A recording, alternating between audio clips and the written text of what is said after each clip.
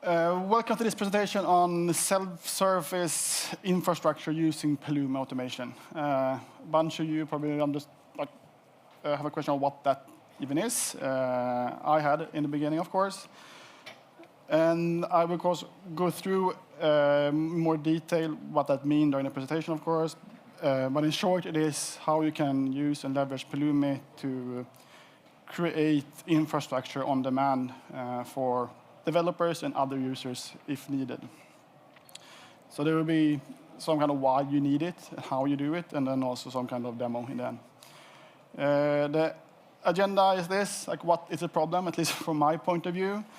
And you don't need to be an expert or know anything about Pulumi to be here. I will cover the basics as well, because Pulumi is quite new, especially compared to things like Terraform and maybe ARM, if you use that. So I will cover the basics and how you get started with Pulumi, and then also show how you take that to the next level with Pulumi Automation.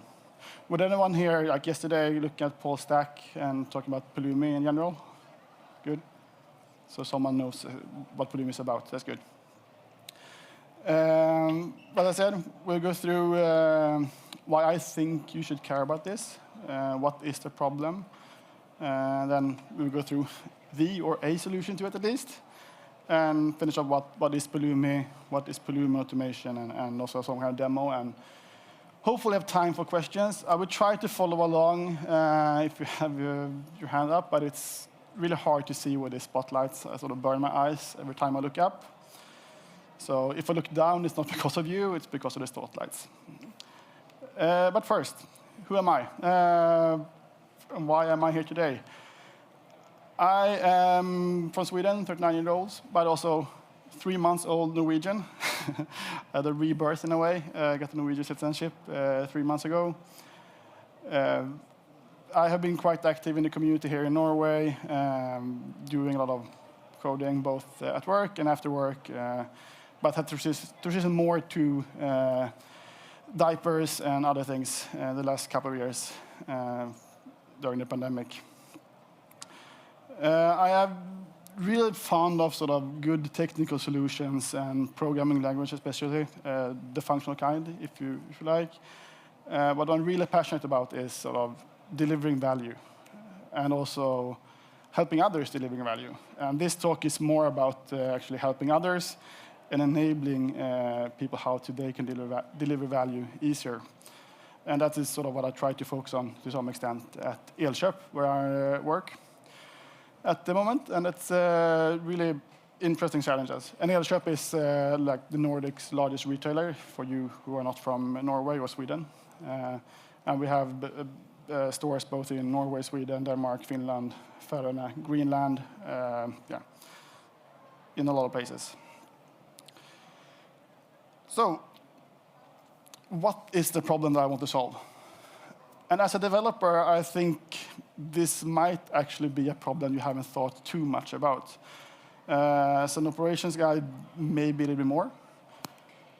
It's about the infrastructure and the things you are running your application on. And I didn't think about all the control you need to have until I worked at a startup until last year.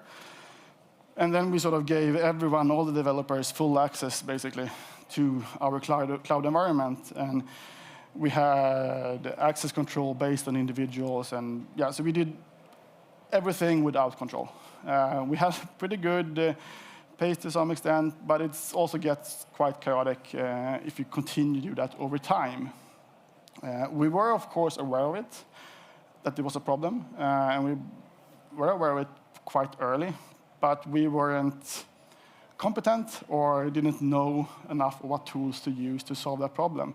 Terraform existed at that point in time, but we were no expert, and we had other things to focus on, as you usually do when you are in a startup. So the problem, as I said, has two components to it. As an organization, I think you always are trying to balance sort of creativity and innovation, and you want that at your developers. You want them to be in a space where they can be creative and innovation. It doesn't be like innovate like find a new language or create a new language. It's more like how can you try different existing solutions and apply them to your problems. And they have to be in a safe space to do that. But at the same time, we need to have some kind of control. Both could be from a compliance perspective, like for GDPR, like not everyone should be able to maybe to see all the personal data of the customers. And you might not want to have everyone access all the environments. So how can we sort of balance these things out?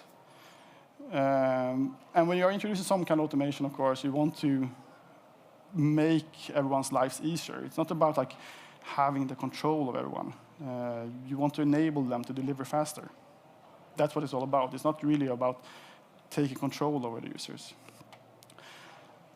And like, of course, like in any company, you really do need both. That's something we can't avoid.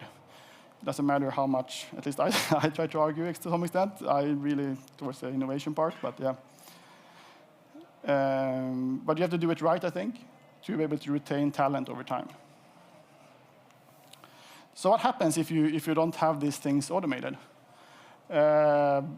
If you give too much access to users or developers, with time, you will have something that you see on the screen here. It's quite chaotic, might be hard to understand which wire goes where, and who has access to those things. So it's probably quite easy to wiretap something here, I guess. But is that good or bad? I don't know. If a small company, that might be fine. If you are a large company like Elkjøp is, that's something we really need to avoid. On the other hand, if you try to apply too much control and too much governance, then every like single small task you might need to do requires manual steps probably. You need to ask someone, okay, can I get this new environment up and running? And you sort of have to wait a couple of days maybe before you get it. Even where like if you're not in the cloud, you have to maybe wait weeks to get a new computer or something. And this is definitely a waste of time while you're waiting. You might do something else while you're waiting, but then you have to context switching instead.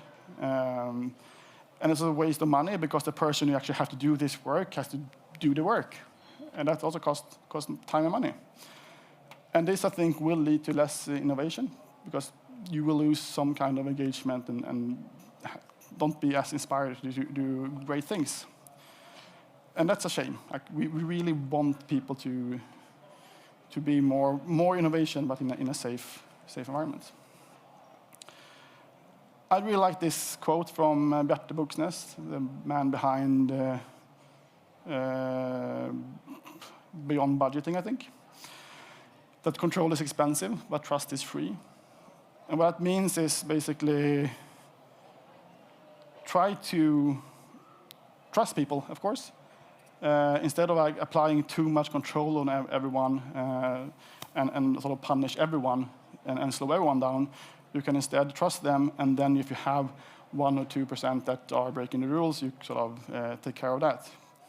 But of course, at the same time, you need to create an environment where it's possible to also trust everyone to do the right thing. And that's what it's all about, and what I hopefully can show that you can achieve using existing tools today.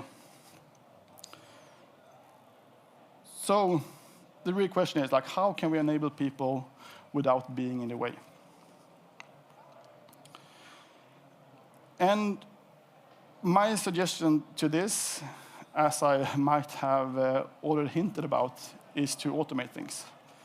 It's not really like you have to use Pulumi. I'm going to use Pulumi later on as my sort of solution to it. But the thing you have to do is start looking how can you automate things. And the other thing, it has to be, as I see it, self-service. We need to enable developers and other groups. It doesn't really have to be, it can be other groups in the company as well. It doesn't have to be developers. There are other people that are interested in getting access to things, and they should be able to do that automatically. And we should do that with a self-service application, like a vending machine. But we also need to make it safe, and hopefully without errors. And the easiest way to do that, as I see it, is to create some kind of walled garden. And with that, I mean you give access to developers to their environment, and they have full control. They can plant whatever plants they want, but they can't step outside their walled garden without us knowing about it.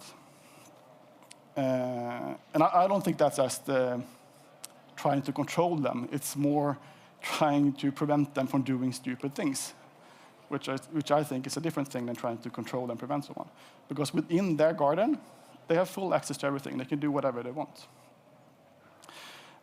And in terms of Azure, that would mean, in our case, can be different in other scenarios, of course, but in our case, that's a resource group. And we can give then the teams the full access to one resource group, and there they can create whatever they want. But we also have Kubernetes. And in the context of Kubernetes, it means giving access to a namespace and give them full access to that namespace, but not any other team's namespace. And this is what I think is the key to success when it comes to enabling teams, but at the same time sort of remaining control over your infrastructure, which I think is important. So in short, you need to have a self-service. That I mean, you have to be on demand. It also has to be easy to use. Like if it's not easy to use, people will find shortcuts and create sort of desired path in your organization, which you have even less control over. So if you try to create something that's really complex, then people will find shortcuts. And instead of sort of trying to control which shortcuts they take, we should try to make it simpler for them to do the right thing. And it has to, of course, as I said, be a walled garden. Should have full access, full control in that garden, but they should not have any access outside that garden.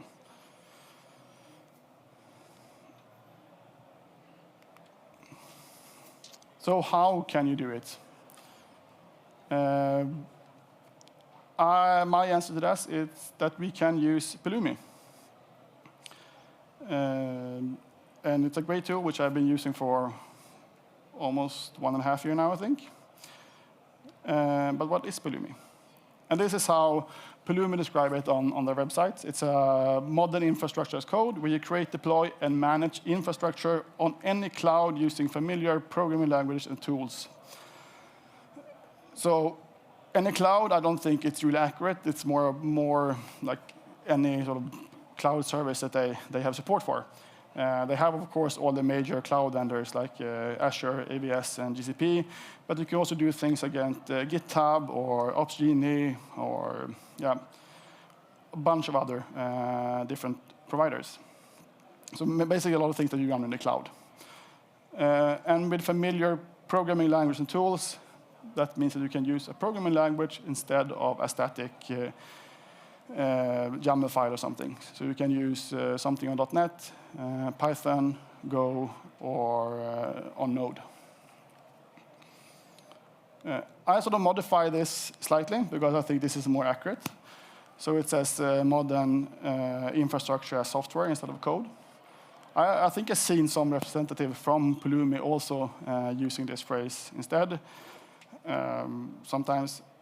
And I think this is more accurate, and it's even more accurate when it comes to the automation part, because then we have something that is running, which is software, and not running something statically. So before going further, I think it's good to cover some of the concepts that exist in Pulumi. And first have something that is called a backend. That's where you store the state of the application. But again, we were using a programming language, we're not writing any state. But the way it works is that you're writing a programming language that generates a state for you. And that needs to be saved somewhere. And that can be saved on the Pulumi service, which is their paid version. But Pulumi itself, it's free. And that you can use on your local machine or on Azure with blob storage. That's actually how we started internally. So we used Azure blob storage to store everything. Another thing is you have something called a secret provider. That's not where you store your secret. That's where you store the encryption key to encrypt or decrypt your secrets. And again, they have the Pulumi service, but you can also use Azure Key Vault or probably something on AWS, I guess. Or if you're running locally, you can just type in the key and keep it in your head. Then one core concept is stack. You can think of it as environment in a regular setup. We have like a dev stack, test stack, and a production stack. I will show different use case in the showcase later on. But that's basically what that stack is. And then you also have resource, which is something that Pulumi manages. And that can be anything from a random password to Kubernetes application or Azure resource group. So it could be basically anything. And you have args, which is the arguments you use to define how the resource should work, if there are any arguments to that resource. That could be things like, in what location should this resource group exist? So in short, you have arguments that define resources, which you then you have multiple resources that you're deploying to a stack. And you do that programmatically. So the basics of Pulumi is quite simple when you get used to it, I think. And the next level, in my opinion, would be to how can we create an automation? And then we have the Pulumi Automation API. And in short, you can think of that as application running with Pulumi inside of it. And the way they describe it on their website is the Pulumi Automation API is a programmatic interface for running Pulumi programs without the Pulumi CLI. So you don't have to write anything basically in CLI. You can interact with it differently. So some picture to illustrate how that would be is in your regular sort of flow for deploying things, you have your Pulumi application, which you're pushing to some kind of repository, and that triggers your CI/CD pipeline, and that's going to run the Pulumi CLI and provision what you have on the cloud, or multiple clouds if you want to. And you can also do that from your local machine. But with the Automation API, that sort of changed a little bit. Then you package your Pulumi things inside some kind of application. It could be a web application, a CLI, or could also be some kind of workflow that you want to trigger automatically based on things. And then you just trigger that with different arguments, and that will create different things based on your arguments. That's basically how simple it is. And if you want to create a CLI or web, that's definitely 100% up to you and your use case. Instead of just like trying to sell Pulumi, because that's not, I don't work for Pulumi, so that I have no interest in that, except for like building a stronger community maybe. I would like to show some screens of what we have created at Elkjøp to maybe inspire what you can do. And then I will also go through the concept of how you might get started. So in Elkjøp, we have created this small web application where you can create 3 different sort of constructs that we have defined, which is a team, environment, and also repository. And a team is, as you probably understand, is a team of people. And when you are clicking the create button here, we will create both an Azure AD group for you, and we also create a GitHub team for you. And we will link the AD group together with the Azure, or with the GitHub team. So we actually can manage access through Azure AD. So if someone quits at Elkjøp, we can just revoke the access, and they will also lose the access to GitHub. And then we can also, of course, add and remove members here. This is like still work in progress. We have this working, but we are trying to, we'll probably change how this team setup is going to work. Probably could split it to doing the AD stuff separately, and then the GitHub thing separately as well, to enable more use cases. After that, we have a slightly more complex screen, at least, but it's not as complex to actually do this. So when you are creating an environment, that means, in this initial phase at least, an Azure resource group and a Kubernetes namespace in all our environments of dev, test, and production. You don't have to remember all, like, which subscription should I put my things in, or which cluster should my namespace go into. For that, we have created just a static or a drop-down where you can select which template to use, and when you're selecting a template, we will fill in everything for you, and then you just enter sort of the name, and that's it. The name, then we will use convention to sort of name the resource group and also the Kubernetes namespace. But what's interesting here is things you actually don't see. Like when we click in the create button here, which you can't see because it's further down the screen, in addition to creating the Kubernetes namespace and the Azure resource group, we're also creating one Azure service principal with full access to the Azure resource group for each environment, dev, test, and production. And we're also creating a Kubernetes service account with full access in dev, test, and production. And the reason why we have a Kubernetes service account is because even though you have RBAC enabled in Kubernetes, you might, or I think you are challenged with a web thingy to authenticate, and that doesn't work really well in a automatic environment afterwards. So that's why we are creating a service account, which is a Kubernetes construct. Yeah, so then we have secrets, and those secrets are stored as output to this stack. So I didn't remember, said it in the previous screen, like every team we are creating, here's a different use case for a stack. Every team you're creating, instead of, before I said like a team, as you can think of stack as an environment, but in automation scenarios, you are probably going to use stacks a little bit more creatively. So every team is going to be one stack. Every environment is going to be one stack. So then we can work against these stacks and do changes as we want. And we can also reference them, which I'm going back to later. And the last puzzle piece for our automation thing is the repositories. And you might think that the repository should be quite simple. It's just a GitHub repository. And yes, to some extent. But it's also what ties everything together for us. So when you are creating a GitHub repository, you can select sort of admins for that repository. And then you select from drop-down all the teams that are available, which we create on the first screen. You can also just select contributors. If you want to have just contributors that doesn't have admin access, then you choose that. And then the last thing that's also important, you can add one or more environments. Like you might not need more environments. I'm not sure when we're going to need that, but it wasn't any extra work for us to just add an array of environments compared to just having one environment. So it's just being a little bit future-proof. If someone would like to deploy things to different environments, then they will have access to multiple environments. So what happens here is that when you're creating this repository sort of stack, we are going to create a GitHub repository for you.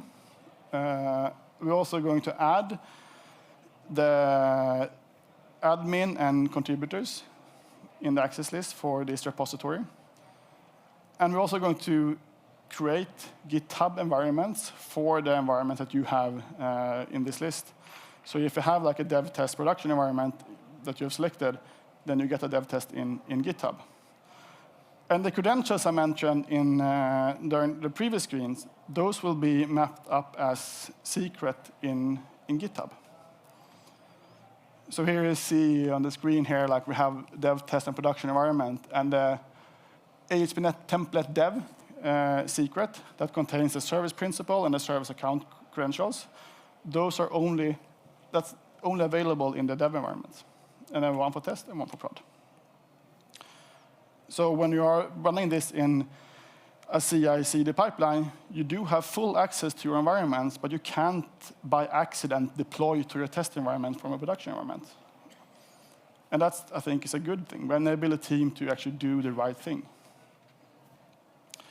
So this is how it looks when you create a repository in GitHub.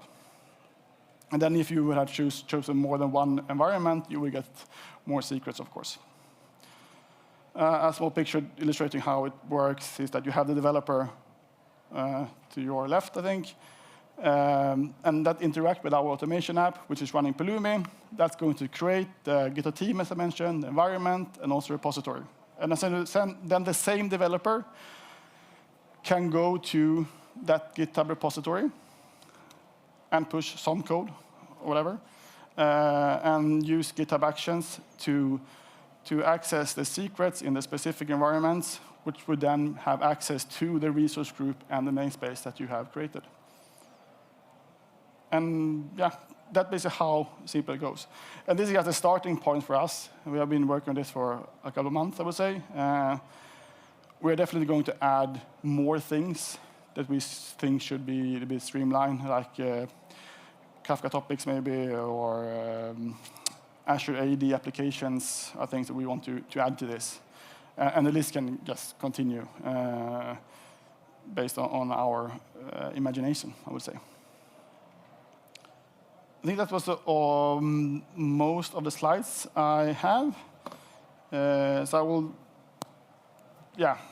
thought I would show you how to get started, both like quickly with Pulumi, but also Pulumi Automation. Let me see. Displays. Let's do a mirror so it'll be easier for me to.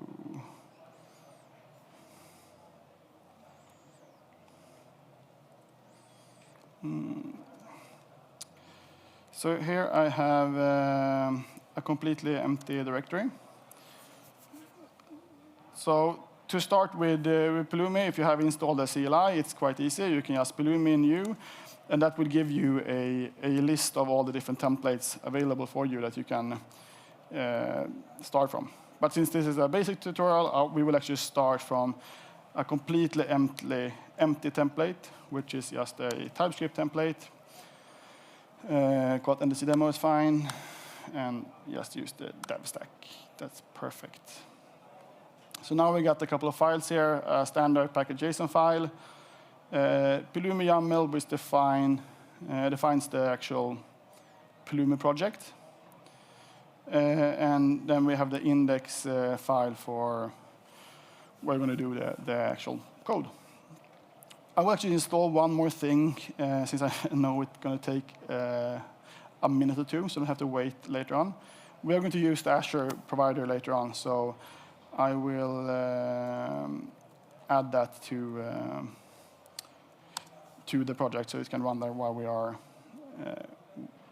doing other things. So let it run. So, but just by having this line here, we actually have a functional Pulumi application. So if I would deploy this, it doesn't do much, but I can deploy it. And it will go pretty fast because I have nothing to deploy. So what I'm deploying now is just the actual stack. So now I'm deploying my NDC demo stack, and that's fine. So now I have deployed my first Pulumi application. That's how simple it is. A lot of time when you have Pulumi demos, they start with actually how are you deploying all the resources and all those kind of things. I think it's more fun to actually start showcasing the configuration part because I think that's also super important. So the way you are dealing with configuration is built into Pulumi. So if I would like to add a configuration variable, I would just do Pulumi. Let's delete some things. Pulumi config set message hello NDC.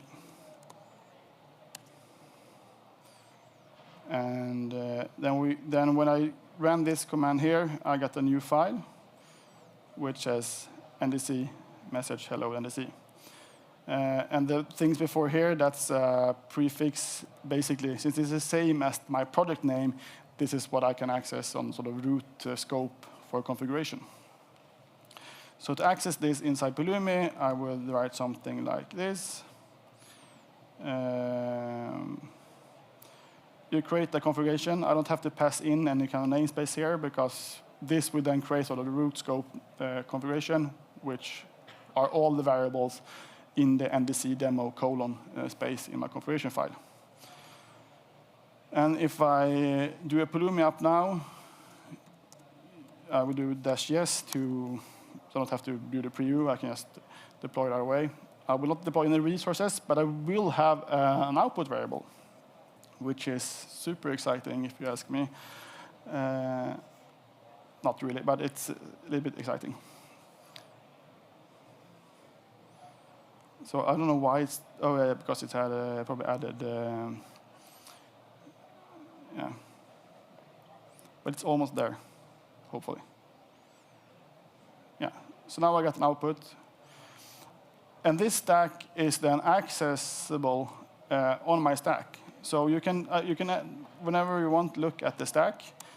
And here you can see everything by running Pulumi stack.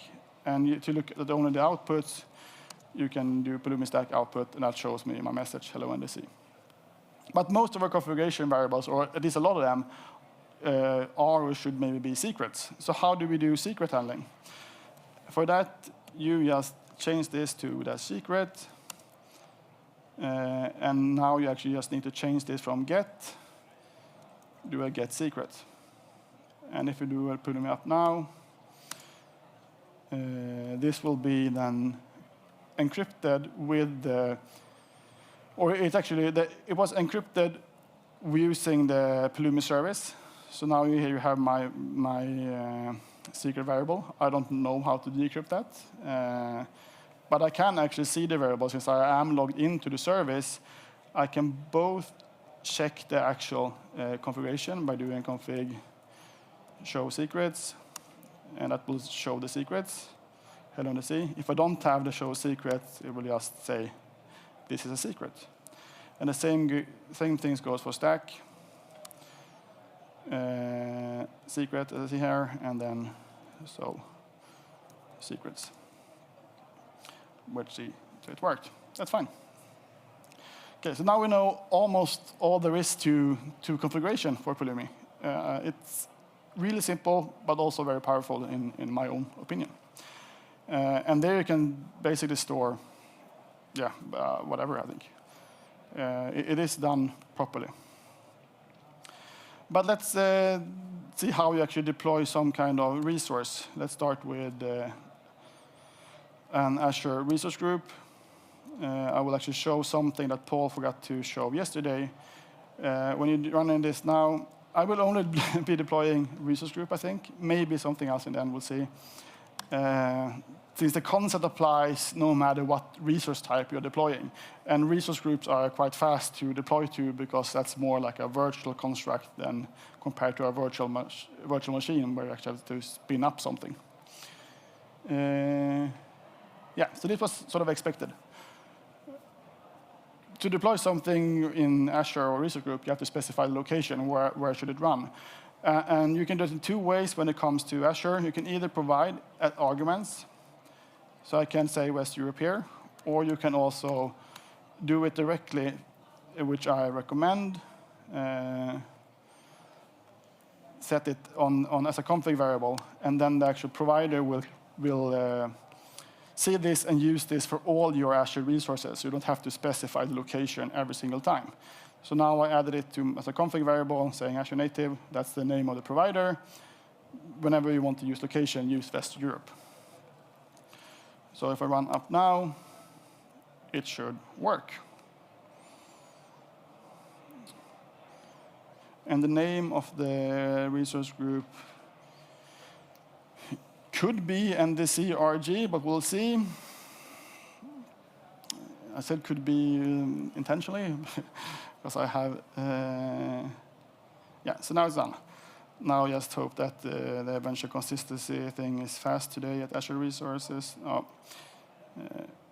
it might take a couple of seconds. The thing is, I know the resource actually exists if you know the URL to it, but I don't know the exact URL. But it should show up pretty soon. Yeah, there it goes. But for you that were paying attention, you will see that the name of the resource group is not NDC RG, as I said here. It's NDC RG 6C6C F22C. And I'm like, what is that? And the way Pulumi works is by default, it's actually adding some random strings to your resources. And there are good reasons for that, which you can probably read in more detail about. But what it's enabling you to do is, for some scenarios, you can actually spin up things before taking down the old version, because you're spinning up a new resource and then taking down the old one. That's one scenario where it's useful. And the other scenario is also making it possible for multiple teams to maybe deploy to the same kind of context if you are just not naming things. But you can, of course, override it. So if I really would like to have NDC RG, you can put it as a resource group name, NDC RG. And now we will, of course, get a NDC RG.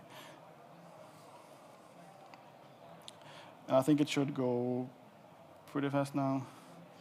I think we can close this one for now.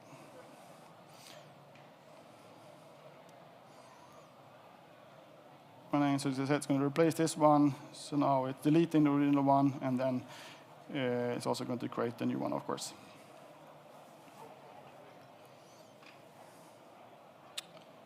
Come on.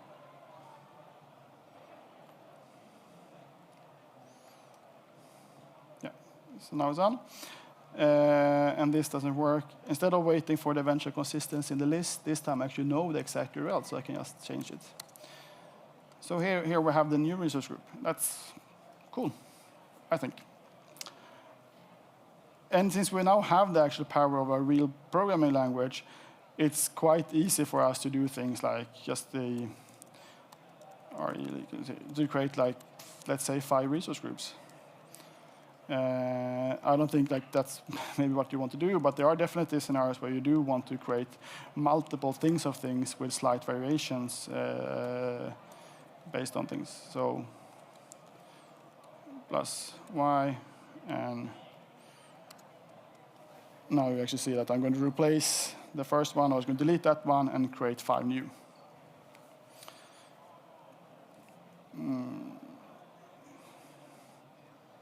Yeah, so here you see what's going to happen, which is creating the resource group 1, 2, 3, 4, 5, or 1, 2, 3, 4. And they all should be created now. So just adding a 0 here, we should get that one, and then of course the 4th one. So this, I think, covers like 90%, or if not more, of the basic to get started with Pulumi. Then the rest is basically up to you. How do you want to configure your resources, and how do you want to structure your Pulumi applications? So let's move on to the automation part, because that's what I think is even more interesting. So the way I decided to do this is actually create a new file and say that that's my program.ts. And this is what's going to contain now my Pulumi resources, and then I will use the index to just be sort of the application in a way. So here I have a function to wrap how you would create a resource group. This function in a more complex scenario would, of course, create many more things than just a resource group. But this is my application to create one resource group. In this case, I think I actually have to specify the location manually, because when you're running in the Pulumi automation space, the dev YAML and all those YAML files might not be applicable, since those are stack specific, and now I'm actually creating my own stack. So that is my function that defines what I want to do, and then I need a function to actually invoke it, which is this one here. So first I create this run function, which is going to be asynchronous because that's how it works. It's going to take a project name, which is going to be mapped to my stack name, and then the resource group name for the resource group I want to create. And then I define what I want to do when this thing is invoked, and that's a program. So I'm going to run the create RG function, and then expose the RG name as an output on this stack. Then you define the arguments for a program, like what's the stack name, where should it be on the Pulumi service or in the backend you are using, and what's the project name. And here there are some, I wouldn't say issues, but if you're using like Azure blob storage or something for storing the state, there are some feature you might miss at actually Pulumi service. Like they have more scoping around projects, which might be missing. There are ways around that by naming the stacks they're fully with the full project name, et cetera, but that's a little bit inconvenient. We have done it on our first project where we actually are on Azure, but on the Pulumi service, you shouldn't need to think about this. And then we are creating the actual stack, or select it if it already exists, and then just running Pulumi app, meaning stack up. And then also output the different values so we can see them. And let's create a console application of this. That's where I want to use my, I think it's 5. This is my super simple console application. It should probably be more advanced if you're doing this for real, so you can have some fancy interaction in the CLI. But if I want to run this, I also need to add in my package things. 6. So just adding a script to my package JSON so I can run this. So run, start, NDC hello. And this will now, hopefully, if everything works, create a stack called NDC with a resource group named hello. And we can see the live preview here, so let's do that. We can already see that the project name in the URL is, or here is automate RG, the stack name is NDC, we have some activity, and it has created the resource group. And we can also see the resources here in the UI, and also as a graph view if we want to have if we have a complex setup. So hopefully it should be here now. Yeah, here's the really, yeah, there it goes. And here I didn't specify the actual name, so I got some random things added to it, but that's fine. And if you want to take this a bit further, just package this up as a web application. It's not much harder. We need to add Express. That's faster than, and then I think type Express as well, just to be safe. And create an endpoint. So now I'm creating a Express application, define a port, and saying that we want to use JSON payload, creating the request type or request object to make it easier, and then we have an endpoint that has -rg, and we are going to run the run function.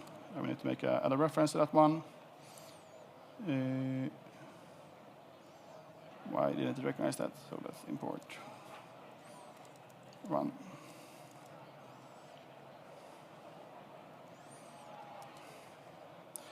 I think that should work. And then we have the application running after that, but also just add a simple thing to actually execute the endpoint, basically. Run, start. We don't need any arguments now because the arguments are going to come from our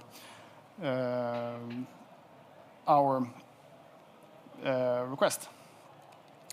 So let's run this request here. Application is running.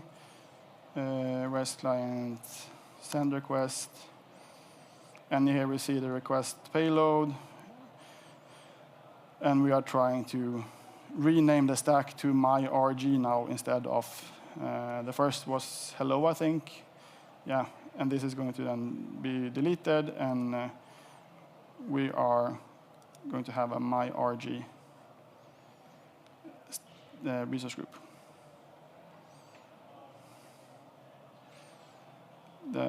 the eventual consistency with the listing is super annoying. And there you have it. So now we have my RG instead of hello, and it worked. I think I would like to show also how to actually delete things using this automation, because if you create something, you also need to have it possible for people to delete it afterwards. And to do that is not hard.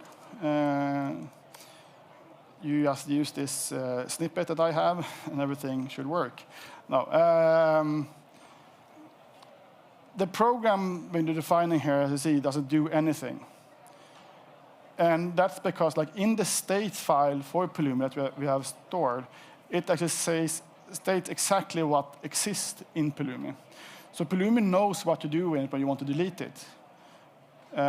But there's like one premise there. For it to work, Pulumi has to have all the sort of providers installed, which are binaries. And they are installed now because they are getting installed when you're adding the NPM package. Then you're going to install the plugins to actually do the work. So as long as those plugins are installed, Pulumi are going to know what to do. So let's we also need to add, of course, an endpoint to delete this. Let's add it here. And the destroy function needs to be imported. Yes.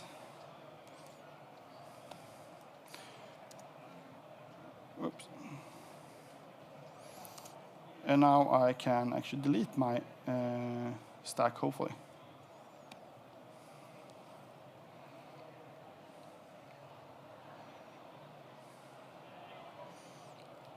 Yes, that was wrong.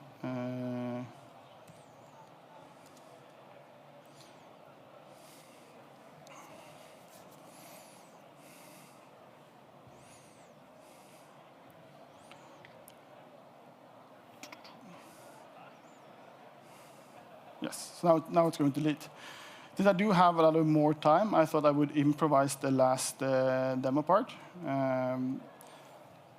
One thing is going to be useful for you if you're going to do this automation with Pulumi is being able to sort of reference stacks. And I think I will be able to pull that off. This is actually 100% improvised. Let's check that it's actually deleted. Yeah, and there it's gone. That's good. So because in our real scenario, we're creating environments, we're creating the teams, and then we're creating a repository, we need to reference all these things. So how do you do that? And that's what I think I will be able to show you as well, since we do have time. Let's say we want to export const. I will probably base it on this one here.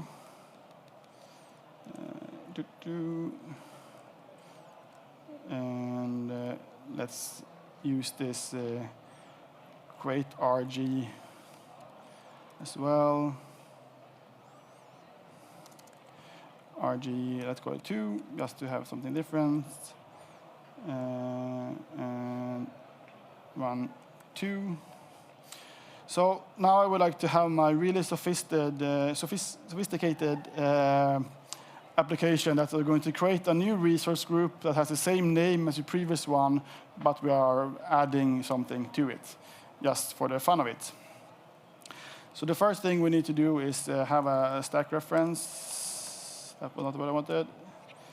Stack ref and new Pulumi dot stack reference, and that should be, I think it's Tomas JA automated RG, and I think it's automated RG. What's the product name? You probably see it here, I guess. Automated capital R. Okay, yeah. So that's as a full. Oops. Automated RG, and then I'm going to add the string. Oh, not string, the name, of course. So now I have create a reference to my existing stack. If it exists, of course, I might have to create it first. And then I can access the output variables. So up here in this function, I am exposing the RG name. So I can access my RG name as stack ref get output RG name, and then I can use this as my name here, and let's do a NDC plus, just for the fun of it. Yes, created RG2, run 2, and that should be RG2.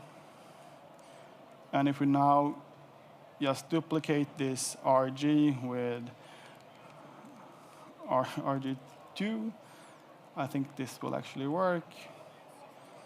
Run 2, add that, and we need to duplicate this one as well, and that should be RG2.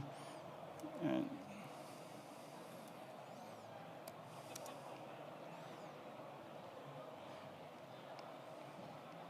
so in the last example, I actually deleted the NDC stack, so I need to recreate that one. So first, I'm going to create it with the old one. I'm not sure if this is going to work. I hope it will. I would almost be impressed by my own skills. Now we're creating something. It says done, so that's fine. Yes, that's good. And here we have, we can actually see on the settings here, I think, or on the stack it is. Here we have the RG name output. So our stack should be something like NDC-hello, if that's a valid name for a resource group. But let's try.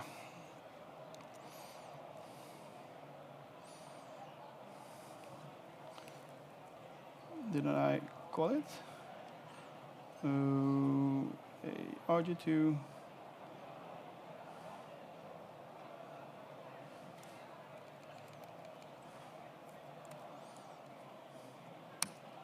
Yeah, there we go.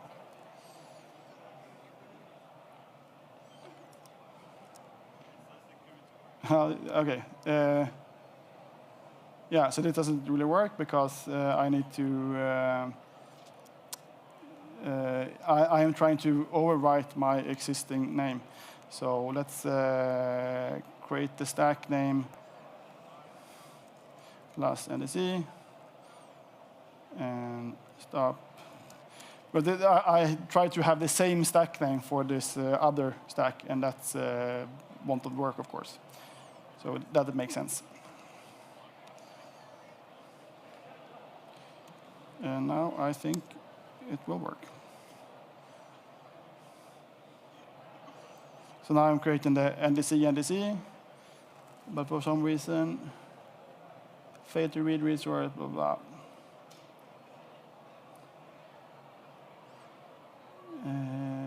Yeah, okay, so it almost worked. But I think you might get, well, I don't want to debug here on stage because it might take a bit of time. It shouldn't be too hard. But that's like how you should reference stacks, and that's something you can use to create this sort of semi-advanced automated applications and reference the outputs from one and use that to build up an even more fancy component. I think that's all I have to say. That's no, yeah. So it's nothing more. I think it's just a nice slide in the end, but you actually missed. Damn it! There we go. So, thank you. Are there any questions? Yeah, one. Is there, since you have this reference possibility to another stack, Yeah. is it possible to have like a base stack that's kind of abstract that you don't instantiate, and then expand upon that with different implementations, with different resources in each? Okay, the question was if it's possible to have some kind of base stack that you reference from other stacks, right? Yeah, and that's definitely possible, and that's also something we are using in some scenarios, and also with automation. One use case would be, let's say you have a lot of credentials that you want to share in different places. Then you can have those credentials in a base stack, so you take care of them in one place, and then you have other stacks to actually reference that stack to sort of access sort of service credentials or whatever. So that's definitely something you can do. Other question? Yeah. So about Pulumi, but you isolate the create this whole garden. Isolated? You create this whole garden. Yeah. How would they communicate if they need to, like between each other, if they're all restricted to play around in their isolation? Yeah, the question is, if I create this walled garden, how should they communicate with each other? And I think that's also a good question. That's also something we definitely need to look into. I picture, at least in my head, hopefully maybe in a year from now, where we can sort of also automate how people should connect to each other. Because then we also get some kind of lookup where we can see which teams are actually dependent on each other in a way, instead of just throwing out events and then hopefully someone is communicating. Then you sort of have to register to access those things. That should also be automated, and it's definitely a good question. Any other questions? Yeah. I don't know how to say it, but Take in English. sometimes I want to like fire up a resource to, Yeah. to test something, Yeah. to like test environment or something. But for you, your resource group is your whole garden, and that would mean that taking it down would like destroy your team. Or Yeah, I'm sure. I also think this thing here, I think, should be automated to sort of get application inside your sort of production environment. There also need to be some kind of safe place where you can experiment. And that's what we talk about. So that should be something else, and there you can sort of take down and pull down resource groups as you like. That's how I would have do it. I have time for more questions if there are. Otherwise, nothing. Then don't forget to vote on your way out, and thank you.